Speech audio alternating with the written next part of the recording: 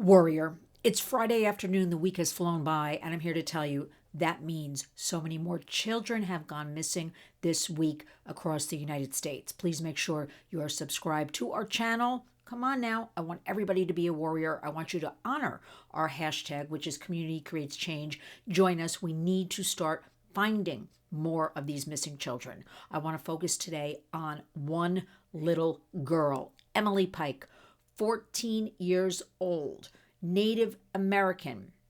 There is a long history in this country, but we're going to be changing this at the Warriors. That's what we're going to be doing in 2025 of missing and murdered Indigenous women and girls.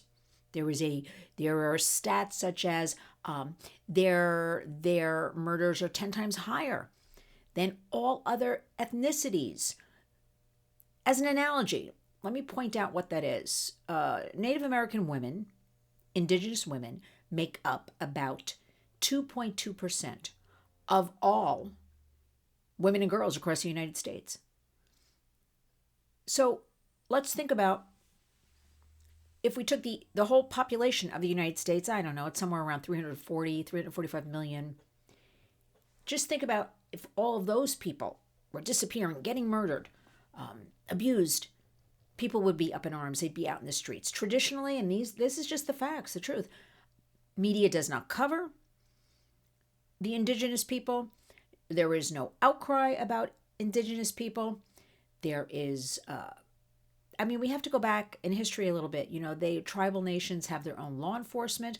However, in current years, and I want to say I first saw this during the Trump administration, a collaboration, that the FBI and local law enforcement would come together. They started to come together with the tribal law enforcement to find all these missing women and girls.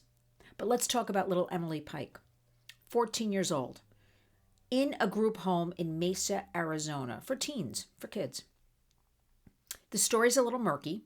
She was not mandated to be there, but her mother wanted her to be in this environment, from what we understand, of seeking different medical attention, right?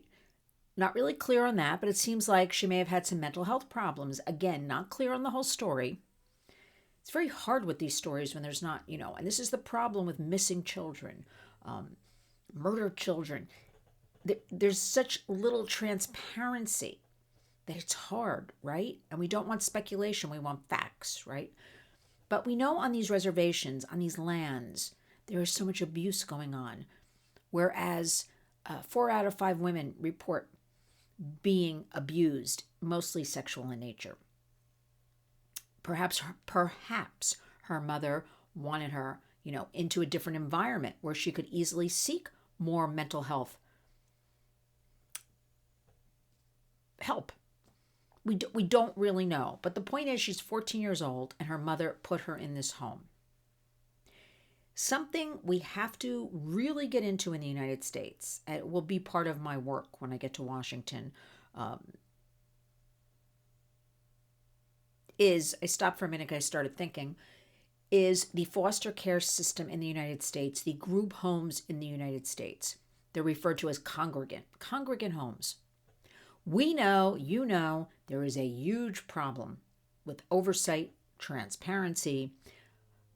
Why are these places being funded if they are not being appropriately run? Now, I'm not saying it's all of them, but we have story after story of kids disappearing from these homes. If we have so many stories, to me, it's very clear. You want to put locks on those doors, locks on those windows. You want to do that. Now, kids will tell you they don't like these homes because they are treated like prisoners. They are fed at a certain time. They are told when to go to bed. They are, all these rules and regulations. If you have runaway kids, or they don't want to adhere to regulations. But as a friend pointed out to me, actually just yesterday, one of our Lynn's Warriors Advisory Council members, she said to me, when you have something precious, maybe a piece of jewelry, you put it in a box. You treat it so, purely and nicely and carefully. And she said to me, that's how we have to treat our children. So if we put them in these homes, or they're mandated to go to these homes, those homes should be treating them with these kid gloves, right? Like wrapping them in the boxes and put the little bow on top. We are not about imprisoning children. Obviously, though, these homes, many of them in very rural areas across the United States, mountains around and highways and things like that. How can child after child slip away and so many just disappear, never to be heard from again? I covered extensively with Nancy Grace on her show Crime Stories the case of little Serenity Denard. She's been gone now about 6 years. 9 years old. Went out into the mountains and they said, oh, she just had little leggings on and little shirt. And never, not a clue, not a piece of clothing, not a nothing. Where did little 9-year-old at the time, Serenity Denard, go? Was she trafficked? We don't know. Was she taken? We don't know anything.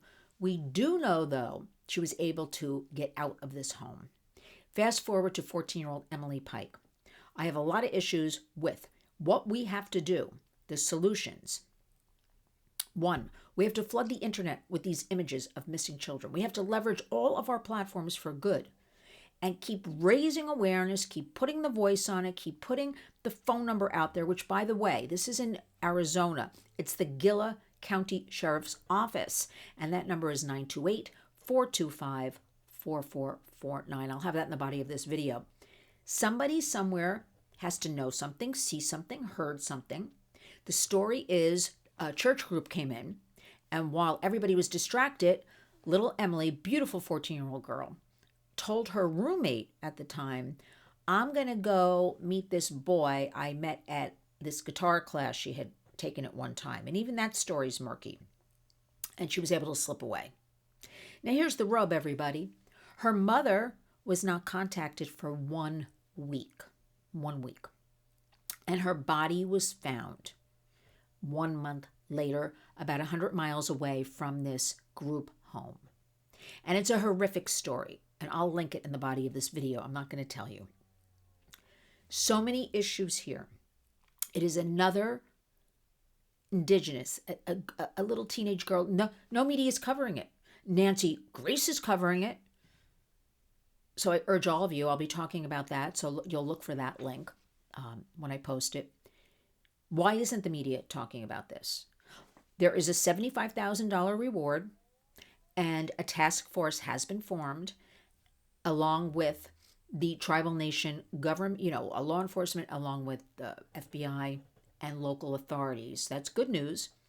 But now this happened back towards the end of January. Now we're heading into April, and we don't know about little Emily Pike.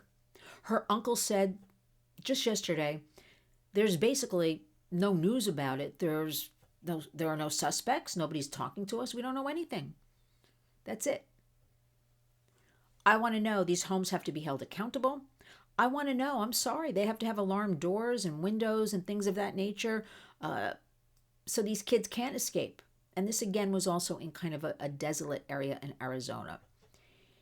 And also, I want to know something that I didn't find in one piece of the little bit of online media I found.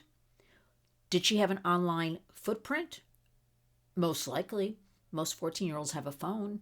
How was she able to connect in that home with that boy she was supposed to be going to meet? Did she have a laptop, a Chromebook? But I bet you she had a phone. But there's no mention of her digital footprint. But here's what we're going to do, warriors. We're going to keep talking about these missing children.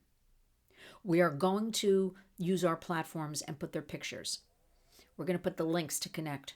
Somebody, remember, I'm going to keep telling you this, somebody somewhere knows something, heard something. They have to. The other thing is we have to start holding these group homes, foster care, whatever we want to call it, accountable. They can't keep losing our most vulnerable, our children.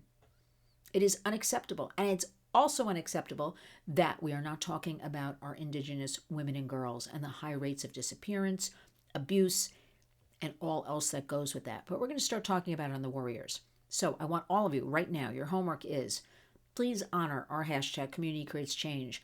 Let's flood the internet with Emily Pike's picture. You can find it. Go to my X, my Facebook, Go to my Instagram. You know it's all Lynn's Warriors. Put her picture.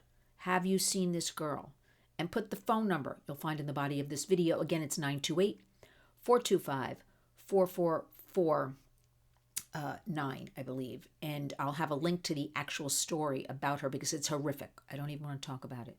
Pray for her and pray for her family. But let us have some sort of much more awareness.